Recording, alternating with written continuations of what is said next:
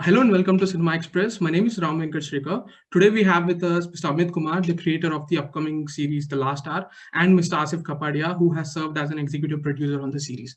So, hello, first of all. Hi. Hi, how Hi. you doing? Hey, yeah, I'm good. Thanks for asking.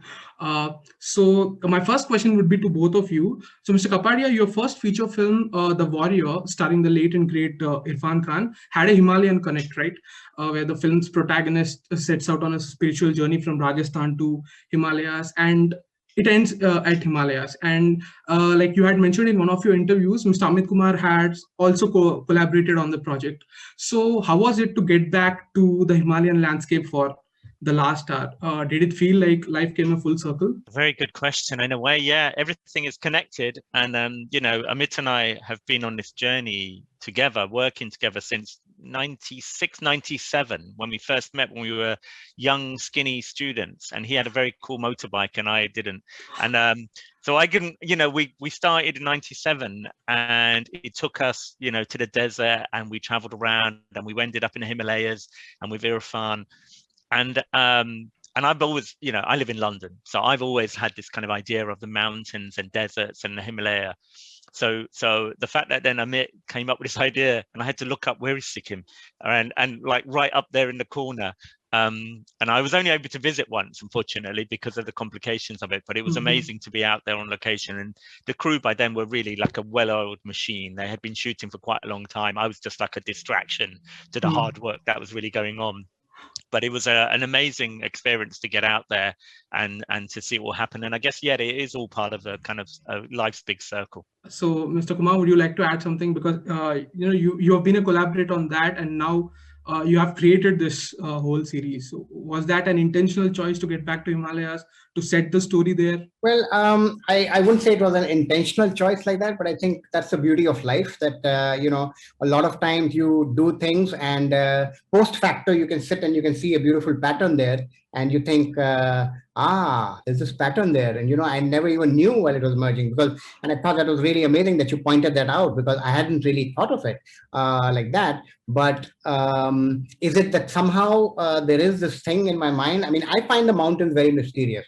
I go there and I look at these mountains and say, my God, these were created millions of years ago. And they're so, I mean, they're immovable objects. I mean, it's such a fascinating, and you don't really see them all. I mean, you could see it if you take a drone shot or you're in a plane or something, and then you never get the scale of it. And when you see the scale of it, but you never really. So I find them almost supernatural in their existence. And the idea of going there, I have to be honest, came from my co-writer, co-creator, and co-producer Anupama, who is also my wife. And she said, let's do this in Sikkim. And it was just like a gut feeling, like no like research and, I choose this. It was just like, let's do it there.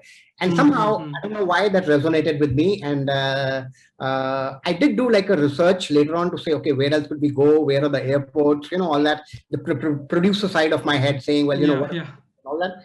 But when we went there, we just fell in love with the place and we said, okay, this is where it is. And it's interesting you point out about the mountains because yes, I think in a way, the first time I went to the Himalayas was with Asif when we went there to research for the Warrior. So this is a general question to Mr. Kapadia, not related to The Last Hour. So Mr. Kapadia, when you are making a documentary, right, say on Ayrton Senna or Amy Winehouse, you have to operate and weave a narrative with the footage that's accessible to you. You don't have the liberty to fabricate narratives. You have to stay truthful to the essence of the subject's life. Do you find them as restrictions to storytelling in a way? And likewise, when you write a feature film script where you have the liberty to make the characters do what you want them to do you see that as a more liberating experience? I would say, good question, but I would say imagine that a film like Senna or a film like Amy or Diego Maradona. What you're doing there is it's like you're doing an adaptation of their life, right? So they've lived a very long life. So it's like you have a lot of material to play with and you pick and choose what you want to put in it. So I would almost say it's the equivalent of taking a Russian novel by Dostoevsky and saying we're going to do an adaptation in 90 minutes. There's a hell of a lot of story that goes on in someone's life when even if they're only lived to 27 or 34 and Diego Maradona 60, there's a lot that you have to pick and choose. And I like that. I like having a structure. I like having a vague idea of beginning, middle, and an end, and what are the highlights and what are the low points, and then you pick and choose how you show it. The challenge for me has always been, if you're doing a work of fiction and you have a blank piece of paper, where do you start? Which story do you pick? Where does it begin? Where does it end? I mean, that's where Amit's much better, more prolific than I am in terms of coming up with original concepts, original stories, and writing them. So yeah, it's kind of down to your brain. I like the idea of having a set of restrictions and then working within that and breaking rules. And there was always a way that documentaries were previously made, and I wanted to break the rules when I made Senna. When I made The Warrior, the idea was, there was an idea of what a British film's supposed to be or an Indian film supposed to be. And I wanted to do something that was my version of both, right? Which at the time, Indian people were saying, you idiot, what kind of film is this? And people in England were saying, this can't be a British film. It's not in English. There's no British actors. It's not even in English. What kind of movie is this? And I was like, that's the point. That's why we're here, to push the boundaries, to change what you think is normal, and to make you think that is more possible. And I think that's what, in a way, Amit has done with this, is even for India, the idea of making a series and taking actors to Sikkim, probably people are like, why would you do that? Just make it in Bombay. But they didn't want to do that. They wanted to go there and make it entirely on location. I was one of the people saying, you're crazy. But they did, and they pulled it off. And I think that's really special. Art is also about kind of not just copying what happened before, but about breaking the rules, pushing the boundaries, being original, not being afraid to be different. And then, you might come up with something really, really special. And I think that's what we've got here. And I have to say, you're doing a fantastic job with it. No doubt about it. So coming back to the last hour, Mr. Kumar, I've seen an interview of yours where you explained the origin of Monsoon Shootout. You had said that you were working in American Express and then you had to take plunge into films. But you were indecisive about your decision, and the myriad of certainties facing you, and all the possible ways your decision can lead to. That fascination took into form in Monsoon Shootout. Do you have a similar experience or inspiration for the last hour as well? I'll tell you where that's an interesting thing, because it's not a very specific instance that I can pinpoint and say that's how the idea came. But I know that there are certain building blocks that probably contributed to this idea. And when I thought about it, I think the first thing is, when I was a kid, I was growing up in Africa, and I was not a very healthy kid. I used to cough a lot, and the doctor said, you need eggs. You need to eat eggs. And we were living in a small village. And so my father had to buy chickens so that we could have our own supply. There were no shops really. And we had, we started with 6 chickens. They became 36 chickens. For me as a kid, they all had names. They all had a personality, and I loved them. They come right up to me in my hand, and I would talk to them, whatever. But every now and then they would die. They don't have a big lifespan, and every now and then. And for me, it meant the end of a personality, not just the chicken. So the chicken would die, and I could see the body there, but I think, where did the personality go? So even as a kid, I was kind of fascinated by this idea of death, and by the idea of thinking that there should be something else. There must be another layer to this world, because it couldn't have disappeared. I mean, it must have gone somewhere else, and I can't see it. And I think that stayed in my mind, the idea that there are other layers to this world around us, and our physical tools and science may not be able to explain everything, but maybe there is something that we don't quite understand. That's one element. And I think the other element is, the typical dichotomy between, my dad was very practical, my mom was very religious, and it's the same in my house now. I'm sitting with Anupama, my co-writer, and she's my wife also. And I believe in, this all this stuff, this slightly supernatural stuff, the existence of a higher power, destiny, and she doesn't at all. She says, you live, and when you die, and that's it. And this contradiction in the two characters in the show is kind of, I think, coming from there. So I think I know the ballpark areas where this idea kind of came from. It is not like one incident that I can think of that, because of this incident, the idea came up with. But yeah, that's the world. Yeah, so I watched the trailer. I haven't seen the show yet, but I can clearly fit the blocks from the trailer, that the contradiction and the dialogue about disappearance of a person as well.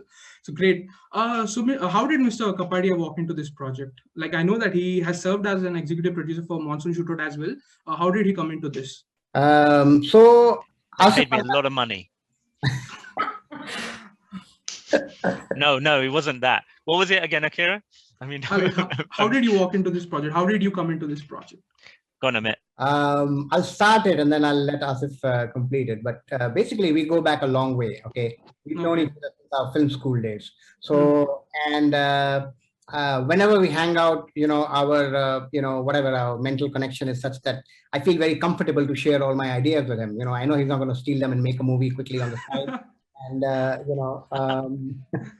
Never thought of that. So I feel very free to just pitch all my ideas to him, and mostly over a session of cooking in the kitchen. And so over the years, that has led to Bypass. That has led to, he was a producer on Bypass also. Thanks to Asif that Bypass came into shape. And like you said, on Monsoon Shootout. So all of these shows have passed the test of Asif's kitchen.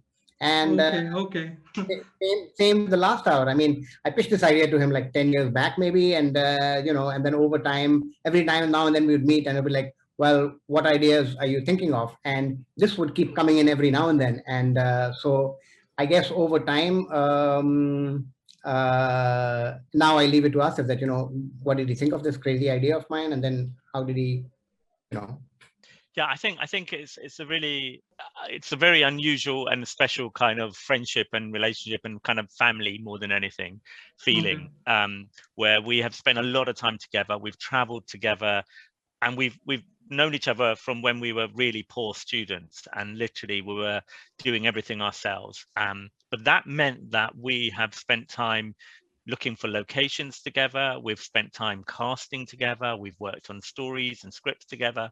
We've worked on kind of production things together. We've worked on edits together. So, this kind of, it isn't one of those where I've sort of like come in as an exec producer and kind of been, sat on top of it. We've done all the hard years over decades of doing everything together, which included sitting down and having meals and talking about ideas and saying, that's rubbish. Or what if this happens? And what if this happens? And the great thing is it's led to a lot of work that we've done. Amit's been like second unit director for me on feature films and, things like that. So it's been a really amazing kind of journey and relationship. And, I want it to carry on. We've got to do the next one and the next one and the next one. That's the main thing. So for this particular project, it's been more challenging because I've not been able to spend as much time maybe in India as I would have liked. The last year definitely wasn't possible to travel, but even previously I was kind of working on things, and so a lot more of it was via email or WhatsApp and the kind of new way that we all communicate, as opposed to the old-fashioned way where we'd be sitting in a car driving around Rajasthan or driving through Shimla and going, look, it's the Himalayas, amazing view. That's how it started. Since then, kids and family and life kind of means that it's more challenging to just jump on a plane and to travel and to be sat in a room together. But somehow we can still create. That's what's incredible. That's what's been amazing about this experience. Wonderful. And be honest. I think that's the final thing that I should say is it's no use kind of like working with people if you can't be honest with one another. And so sometimes, and even my family, because the problem is a lot of it is now on bloody Zoom calls, okay? But, they'll hear me going, who are you talking to like that? It's Amit, it's okay, because I kind of might be a bit rude sometimes, but it's like we're being honest and frank with one another because we care about the thing that we're making. I think that's the most important thing. And Amit never seems to, not to me anyway, get offended by some of the comments or the notes. It all is about the work, and then the friendship is always strong and it's always there. Great. It's like it's funny in a way that you two have been college buddies making films together. It's not a very common thing to be. So Mr. Kumar, there was a 4.5 year gap between the Cannes premiere of Monsoon Shootout and its public release. So was that waiting period excruciating for you, and what did you learn from that period that you'd like to share with upcoming indie filmmakers? I don't know. I mean, my approach is very different. I see life in a kind of funny way that I see it that, I am conscious to what is happening. And so I don't get bogged down by, like you said, you pointed out, yeah, it's like a 4 year gap between that. But it never kind of, not that I didn't care about it. I mean, of course, I wanted Monsoon Shootout to come out, and I was wondering why it's not happening. But the one thing I didn't want to settle for was something that was, an unjust deal, or, producers are going to get, are going to suffer, or, but just that because my priority is to get the film out, I don't care. It's never been about that. It's always been about trying to do the right thing, at least trying to do the right thing. You don't know if you manage always or not, but, and the faith I had in that it's a good movie, and it's going to come out. It won't come out this year, it'll come out next year. It will come out and people will see it, and they will, I think they will enjoy it, and they will enjoy the ride. So I kind of never really got bogged down by that. And just because, like I said, a lot of things are not in your control. So instead of, freaking out about that, it's just better to say, okay, well, I'm sitting around, I'm surrounded by people I like, and I'm, I come up with other ideas and see what else can I do in life, instead of grumbling about this one thing. Wow. So that's a lot of patience that you have got there. Like, that's something everyone needs to take in. So Mr. Kapadia, you're not new to long format storytelling, right? How creatively different is it to be associated with a series, with a long format storytelling, as compared to, as opposed to a feature length script or film? While I've been doing this show with Amit for Amazon, I've done a couple of other series for Apple. So they're all coming out around the same time, which is a bit mad. So I have been working on kind of different formats for a few years now, and so some of them are non-fiction, some of them are fiction. So it's all kind of, the job is the same. Honestly, it's you're telling a story, you want to engage the audience. What's the best way to do it? So yeah, I've been doing a few things in different kind of parts of the world all at the same time. So yeah, the challenge has been doing a lot of it virtually, doing it on a phone call, doing it on WhatsApp. That's been one of the difficulties. It would have been great if I could have spent more time in India, but it was not always so simple or straightforward to travel over there. But it's fine. I think it helps that we've got this kind of background and relationship to just be able to talk via a text or via WhatsApp, and that is almost like the new way that I do my job. So much of work now is done on WhatsApp, so I might be working on something in Argentina and I'm WhatsApping people, and then the next message is to Amit and he's in India, and the next message is someone in New York who's editing something, and the next message is to someone in London who is, doing the sound mix on a project, and it all somehow perversely becomes normal. That's how we now create. I read an interview of yours where you had said that you were a cynic. Okay. So I want to know, like, that was due to all the hardships you had to face to put out Monsoon Shootout in front of the people. So with a studio like Amazon backing you up, and with the penetration of streaming services and everything, are you an optimistic person nowadays?